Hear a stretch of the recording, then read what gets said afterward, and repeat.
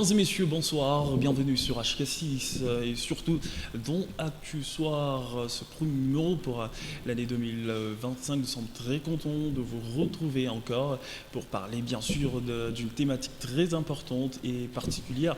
Il s'agit là justement de la célébration de cette journée de martyrs de l'indépendance en République démocratique du Congo qui tombe justement le 4 janvier. On va justement revenir sur l'histoire de ces émeutes avec nous sur ce plateau justement messieurs Chamboui Chivwadi Mukwa Lukusa qui est justement opérateur politique, membre de l'opposition qui nous fait l'honneur d'être là. Monsieur Chivwadi, bonsoir et bienvenue. Bonsoir monsieur le journaliste. Alors, nous sommes très contents de vous recevoir justement sur ce plateau pour faire une restitution historique de ces émeutes qui se sont déroulées un certain dimanche 4 janvier 1959. Merci beaucoup, mais permettez-moi d'abord de m'acquitter d'un devoir patriotique. Ouais. Celui d'abord de vous présenter mes vœux de paix. Et je m'arrête à ce niveau-là, seulement les vœux de paix. Pourquoi seulement les vœux de paix? Sans la paix, il n'y a rien du tout. Bonheur, prospérité, enfants, progéniture nombreuse, tout ça. Sans la paix, il n'y a rien. Et notre pays aujourd'hui a grandement besoin de la paix. Pensez-vous que votre vœu va se réaliser cette fois-ci? Pardon? Votre vœu va se réaliser cette fois-ci? Espérons-le. Malheureusement, j'ai peur que ça soit seulement un vœu onirique, c'est-à-dire qui relève de la rêverie. Et deuxièmement, m'incliner très respectueusement devant la mémoire de nos compatriotes qui ont versé leur sang le 4 janvier, un certain 4 janvier, c'est un dimanche, pour que ce pays soit, pour que nous tous, nous puissions prétendre être indépendants aujourd'hui, malheureusement, que nous avons toujours tendance à oublier. Et nous allons vous le prouver. Sans le 4 janvier là, sans le sang de nos martyrs, peut-être on ne serait pas, certainement on ne serait pas indépendant le 30 juin 1960.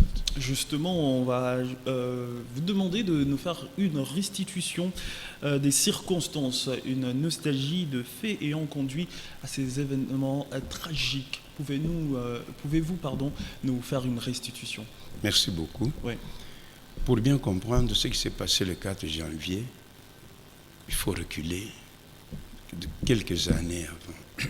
En 1955 déjà, le professeur Van Bilsen fait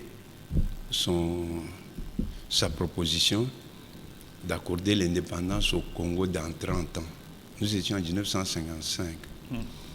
Immédiatement après, le groupe de conscience africaine avec Monsieur l'abbé Joseph Maloula, Joseph Ngaloula, Joseph Iléo, ils ont réagi dans ce qu'on appelait conscience africaine, manifeste de conscience africaine, où ils ont rejeté la date les 30 ans, ont proposé que l'indépendance soit accordée avant et ont fait un certain nombre de propositions. L'ABACO ne voulait pas rester en marge. L'ABACO a réagi aussi avec le contre-manifeste de conscience africaine. Toujours rejet des propositions de 30 ans de Van Bilsen. Ça, c'est 1955.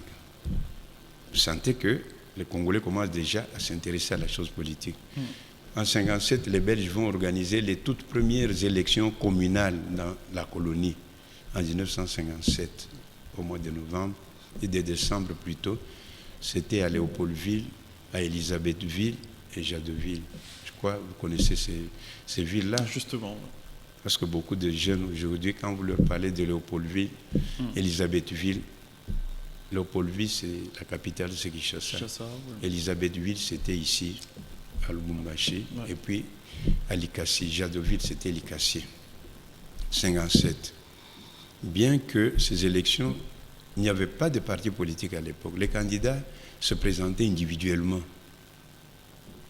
Mais comme les gens comptaient beaucoup sur leur mutuelle, leur regroupement socioculturel, ils ont réussi à se faire élire.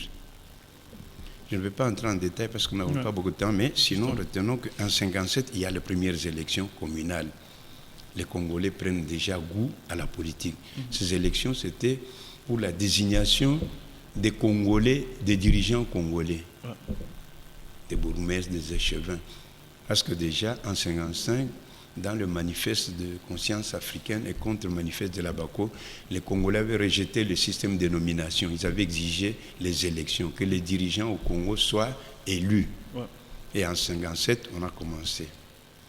Maintenant, l'année 58, l'année après, il y a eu 5 événements très importants qui ont influencé d'ailleurs le 4 janvier 1959.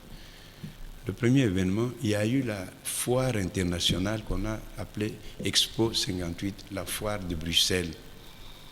Cette foire, pour la première fois, les Congolais, les militaires, beaucoup de Congolais étaient invités.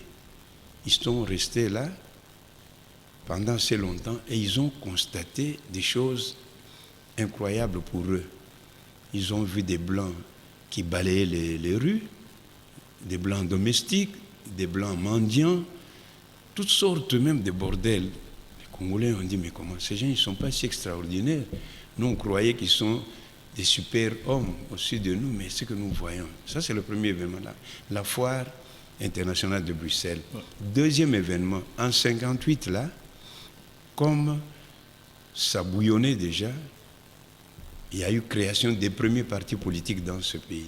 Et le tout premier parti politique, c'est le MNC, Mouvement National Congolais, qui avait comme président Patrice Emery Lumumba, le 10 octobre 1958. 2 semaines après, au Katanga, il y aura une réplique, la création de la CONACAT, Confédération nationale des associations tribales du Katanga. Donc 58, c'est la naissance des partis politiques. Troisième événement important, il y a eu la conférence, le discours du président de Charles de Gaulle, président français, à Brazzaville. Okay. Et les Congolais de Kinshasa suivaient ça sur leur radio. Au cours de ce discours-là, de Gaulle va dire toute colonie française qui veut prendre son indépendance n'a qu'à la prendre sans délai. Et il y a eu le président guinéen, Sékou Touré, qui a sauté sur l'occasion le premier et il a obtenu, la Guinée a eu son indépendance en 1958. Un autre événement, l'année 58, là, en Belgique, on a constitué un groupe de travail qui devrait réfléchir sur l'avenir politique du Congo. C'est M. Pétillon, qui était d'abord gouverneur général au Congo-Kinshasa, qui est devenu après ministre des colonies, qui a organisé cette rencontre, toujours pour parler du problème politique, de l'évolution politique du Congo. Et enfin, le dernier événement de l'année 58, c'est la conférence qui a eu lieu à Accra, conférence qu'on a appelée Conférence du Rassemblement des peuples africains. Cette conférence avait pour objectif de réfléchir sur les stratégies et les tactiques à adopter afin de hâter la libération de l'Afrique. C'est ainsi que chez nous, il y a eu Patrice Emery Lumumba, Gaston Diomi et puis Joseph Ngalola qui ont pris part à cette conférence-là à Accra, qui s'est tenue du 5 au 12 décembre 1958. Nous sommes déjà à la fin de 1958.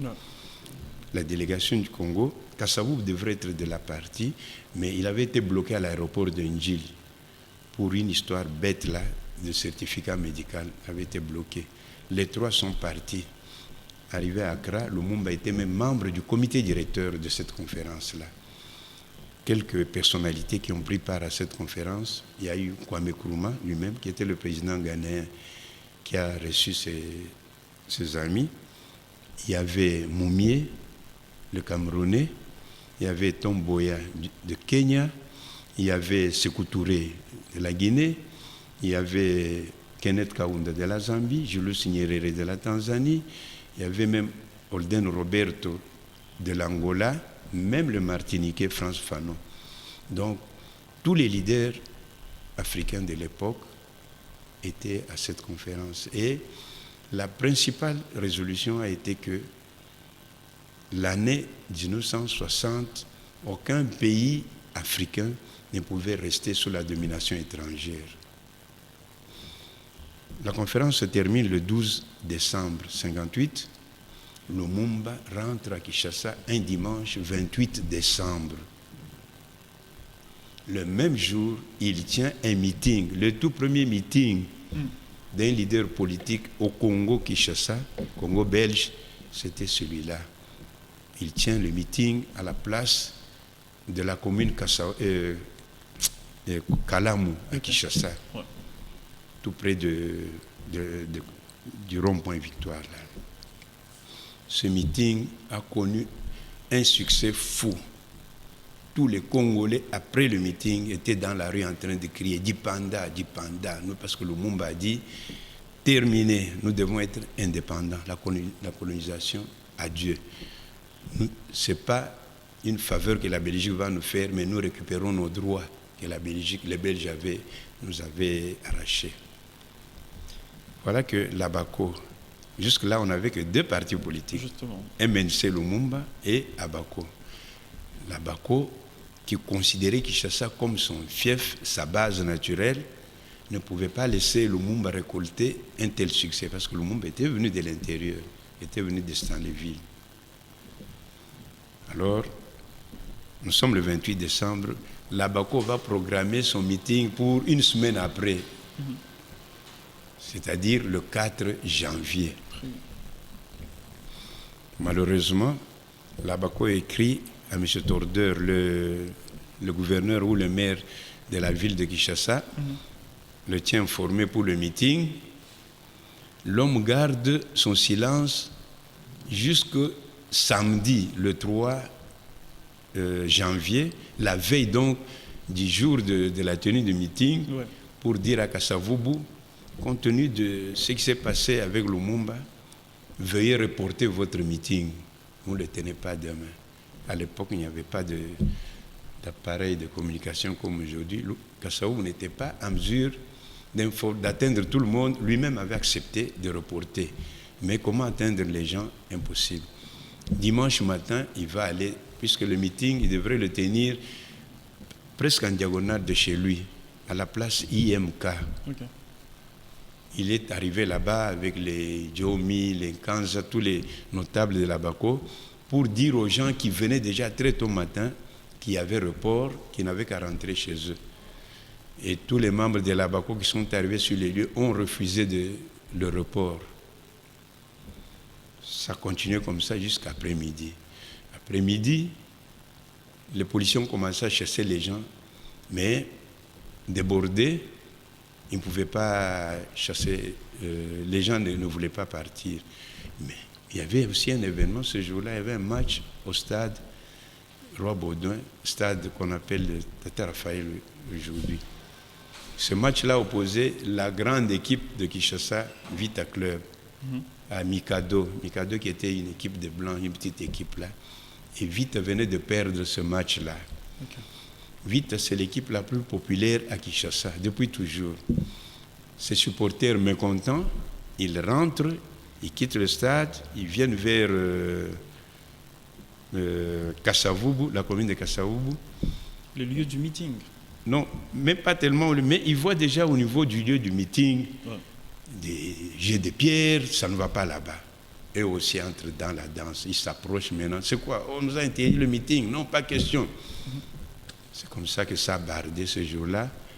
Les policiers débordés, M. Tordeur va faire appel aux militaires et les militaires viendront pour tirer à bout portant, faire un véritable carnage. Et les Congolais aussi se sont attaqués à tout ce qui représentait la colonie, les Belges.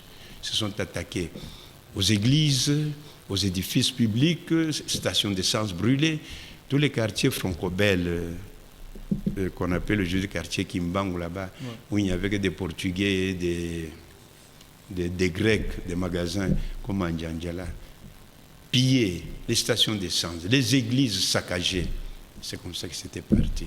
Et pour finir, justement, vous avez écrit un dépliant sur cette journée du 4 janvier. Vous avez écrit « La meilleure façon de défendre la démocratie, c'est de rendre la République véritablement démocratique ». Et vous avez également repris l'idée de Patrice Emery Lumumba, la liberté est l'idéal pour lequel de tout temps Et à travers du siècle, les gens ont su lutter et mourir. Ouais. Donc justement, c'est ce qui s'est passé ce 4 janvier-là. Et vous avez justement, la RDC a véritablement obtenu son indépendance en 1960, oui, après justement tout ce mouvement-là de protestation.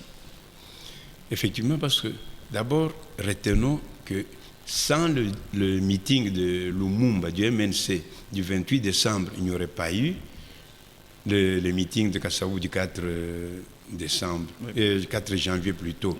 Et c'est à partir de ce jour-là, du 4 janvier, que le 13 janvier, le roi Baudouin va prononcer son discours au cours duquel il va dire notre préoccupation principale maintenant, c'est d'accorder l'indépendance au Congo sans précipitation funeste, sans atermoiement funeste et sans précipitation inconsidérée. Voilà. Donc, à cause de ces événements-là, les Belges ont décidé finalement de lâcher, d'accorder l'indépendance. Mais maintenant, oui, aujourd'hui... Est-ce que nous sommes déjà à la fin? Effectivement, oui, mais est-ce que nous sommes conscients que c'est grâce à cette journée-là que nous sommes indépendants, grâce au sang qui a coulé? Je ne crois pas.